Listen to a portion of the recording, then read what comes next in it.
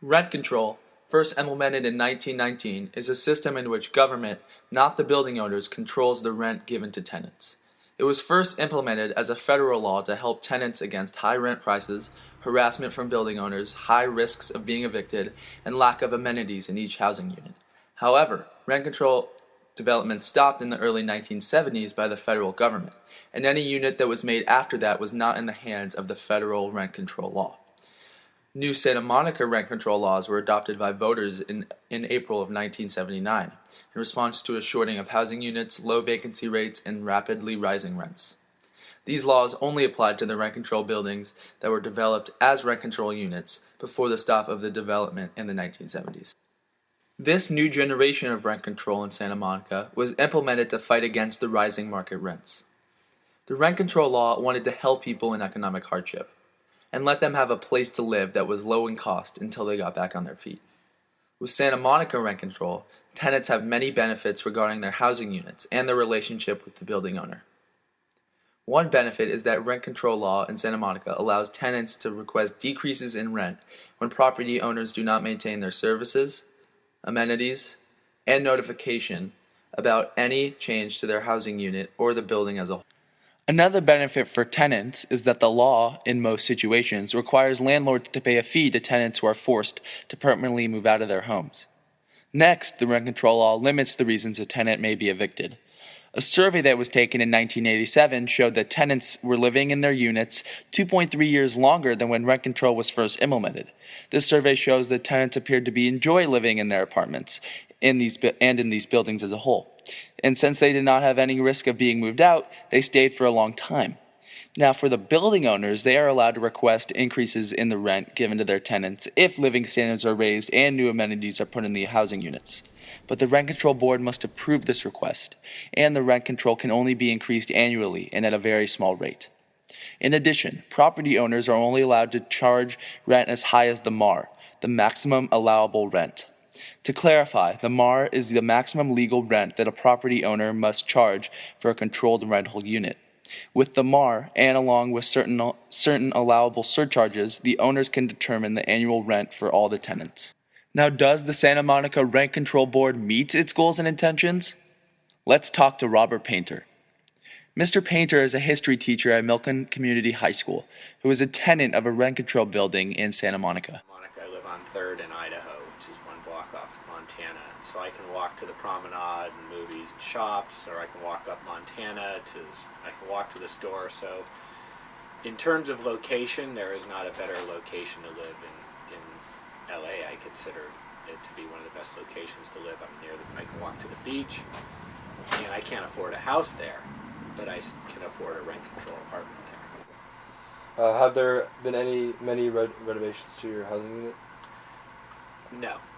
When we moved in, I painted the place, and it already had carpets, and just about a year ago, we, for the first time, asked to have new carpets put in, and we had to split the cost with the owners.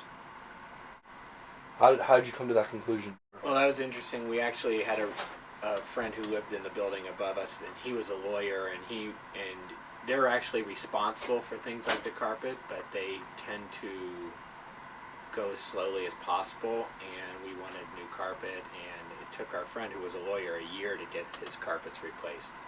And we decided, rather than wait a year or go through the battle, that we aren't, as a lawyer, I'm not a lawyer, so I couldn't have won that battle or didn't want to do it. So we just said, maybe if we just split it. And they went along with it.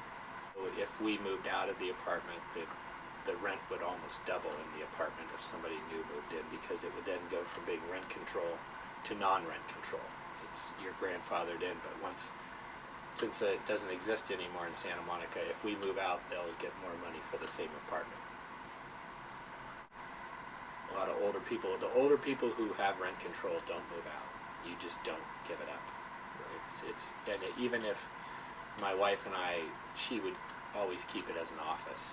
It's just a great location, and it's not worth giving up for the price. Although rent control has good intentions and satisfies tenants of rent control buildings by giving them low rents and many benefits, there are many unintended consequences of rent control. First, there is no incentive for building owners to build more units, renovate new units, or to maintain decent living standards for tenants. Since rent control takes away owners' abilities to raise or drop rent according to the preferences of the tenants or in reaction to the housing market, they have no chance of making more money and therefore have no motivation to improve the living in rent control buildings. Additionally, developers leave their buildings to rot rather than selling or changing them, because who would want to buy a rent control building? Another disadvantage to rent control is that it causes an eventual shortage in housing units. If rent control units have very low prices of rent, there's going to be a high demand for these units. However, rent control's low fixed price of rent discourages people from moving out, even after they are able to. So now people with low annual income that actually might need to rent out rent control units because of their low rent prices are unable to because the original tenants have not moved out. If building owners and developers do not want to build any more units, if no one wants to buy and sell rent control buildings, and if tenants are not motivated to move out even after they are back on their feet, then the supply of rent control units will have a ceiling, while the demand for them will not. This graph displays a low fixed price of rent below the equilibrium of supply and demand.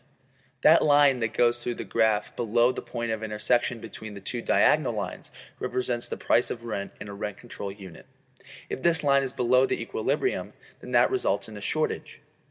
Overall, there is a very high demand, but very little supply.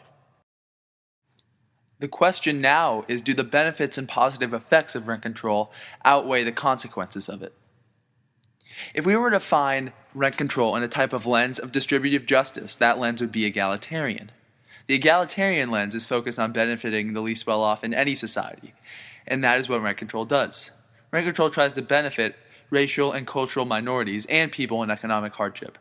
Also, rent control is in some ways found in the distributive justice lens of utilitarian. The utilitarian lens believes that the greatest form of distributive justice is giving the greatest good to the greatest number of people. Since rent control benefits the tenants more than the building owners, and since the ratio of tenants to building owners is very high, rent control can be considered utilitarian.